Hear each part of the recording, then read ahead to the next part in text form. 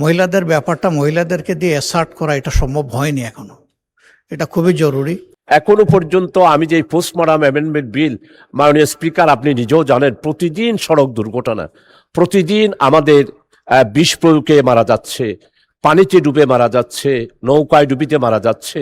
এদেরকে পোস্টমর্টম করার জন্য যখন আনা হয় মাননীয় স্পিকার, কত যে জ্বালা, কত যে কষ্ট।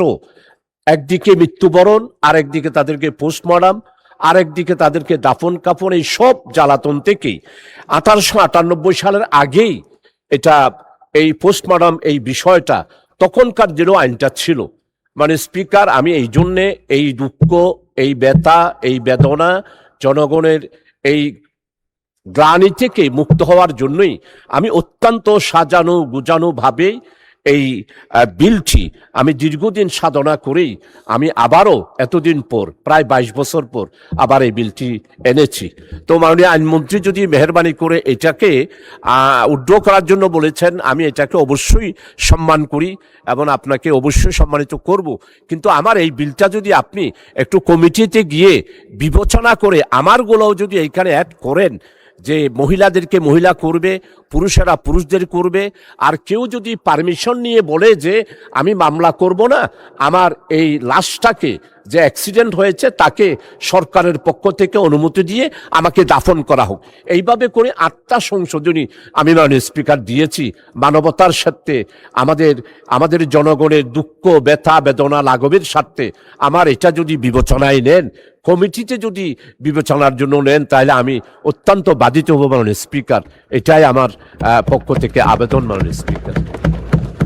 আই থিঙ্ক আপনি খুব ভ্যালিড পয়েন্ট মেড আউট করেছেন, যে কারণে মাননীয় আইনমন্ত্রী দাঁড়িয়েছেন কিছু বলার জন্য। মাননীয় আইনমন্ত্রী।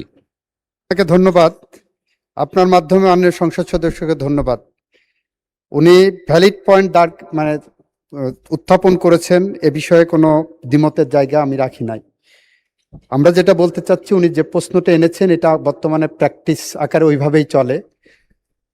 মহিলা ডেড বডিকে অটোপসি করা হয় যখন, পোস্টমর্টেম করা হয় যখন, তখন সেই সম্মানটা দিয়েই করা হয়, মহিলা ডাক্তার দিয়েই করা হয়।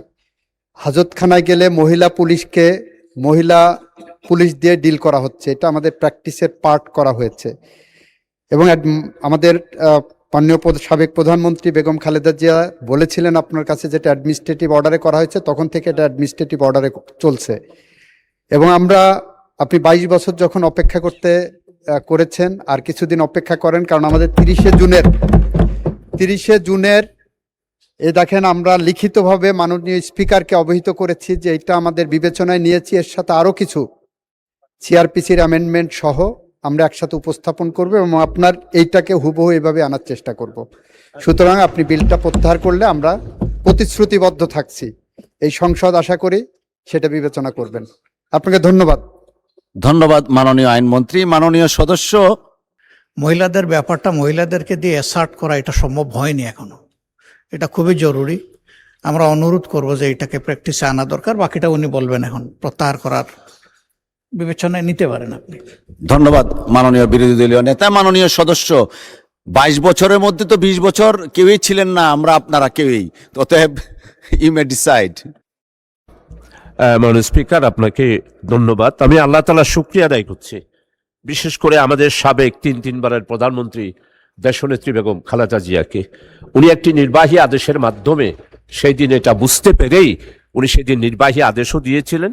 এটা এখনো কার্যকর আছে, হয়তো যেখানে মহিলা ডাক্তার নাই সেখানে অসুবিধা হয়, কিন্তু সম্মানটা করা হয়। আমি চট্টগ্রামের পোস্টমর্টম মর্গের মধ্যে আমি 2-3 বার প্রায় প্রতি মাসেই গিয়ে সফর করি। এগুলো প্র্যাকটিসের মধ্যে আসে, কিন্তু মহিলা ডাক্তার নাই বলে কিছু অসুবিধা হয়। আমাদের মাননীয় বিরোধী দলের নেতা এবং আমাদের আমির জনাব ডক্টর শফিক সাহেব যথার্থই বলেছেন যে প্রত্যেক জায়গার এটার কার্যকরী নাই। আমি আমাদের মাননীয় মন্ত্রীর আশ্বাসের পরিপ্রেক্ষিতে এবং আমার মনে হয় আমার এই বিলের ব্যাপারে আজকে সারা জাতি এই বক্তব্যটা শুনছেন, আমাদের আইনমন্ত্রী মহোদয়ের বক্তব্য শুনেছেন, আমরা সবাই এটার প্রয়োজনীয়তা উপলব্ধি করছি।